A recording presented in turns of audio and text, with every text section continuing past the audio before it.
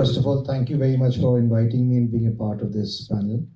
On the eve of completing 75 years for our constitution, it is definitely a real milestone.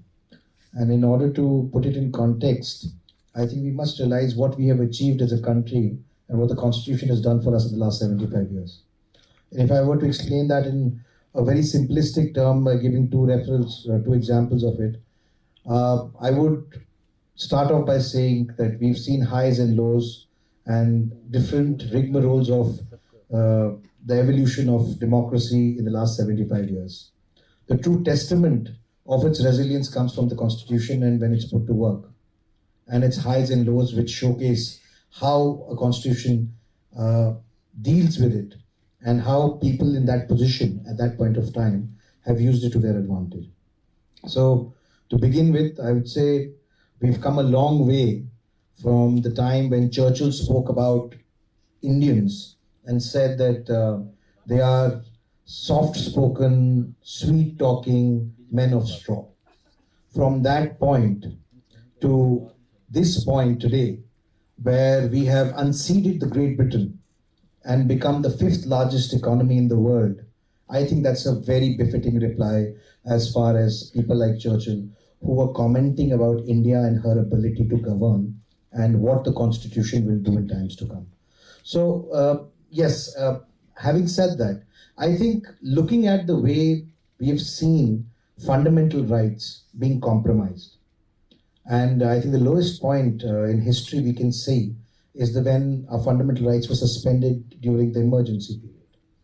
And that is when you saw the constitution really being put to test. Now, that was a point in time where you can see many countries in and around us, how they went. Either you could go north from there or you could go south from there.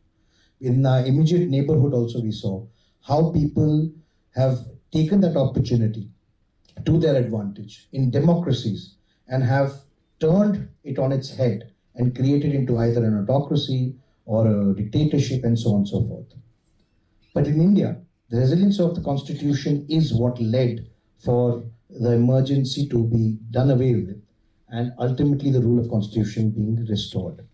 So I think we have to really understand that while the constitution is a living document and democracy is work in progress, there's no optimum form of democracy that can be achieved by the constitution itself. It evolves over a period of time. It acts like a guiding force, but with more than 106 amendments, I think, we have been one of the most amended constitution in the world as well. So we keep on changing and adapting from time to time based on the fundamental premise of our directive principles and the fundamental rights.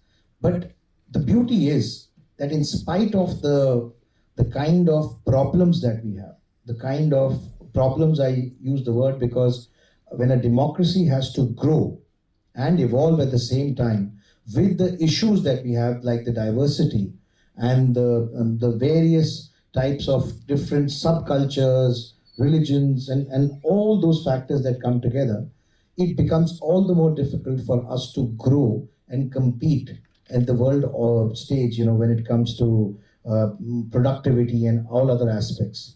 But in spite of those things which are going against us, we managed to grow. That somewhere is enshrined in the constitution that allows us to do that. And that is the true differentiator between the Indian constitution and the others.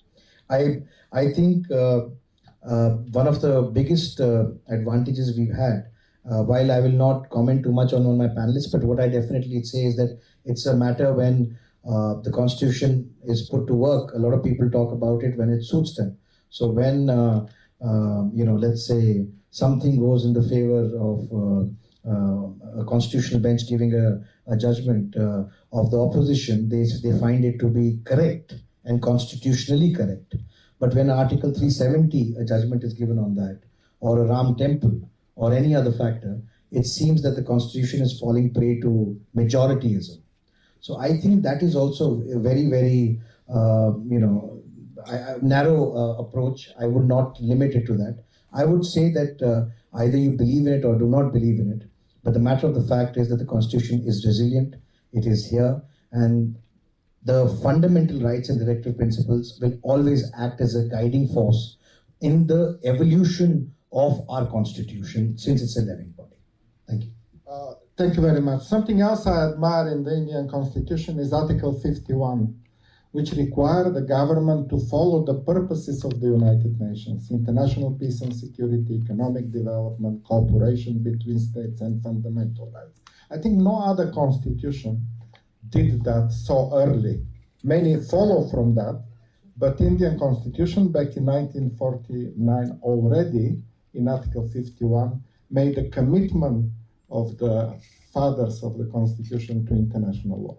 I'm sorry, I wanted to speak on it. I think it's not taking from the United Nations. I think it's what we've given to the United Nations. Yeah. Historically speaking, I mean, that is the philosophy that we imbibe in ourselves. The world has taken it from us, so you can say, yes, we are taking it back from them.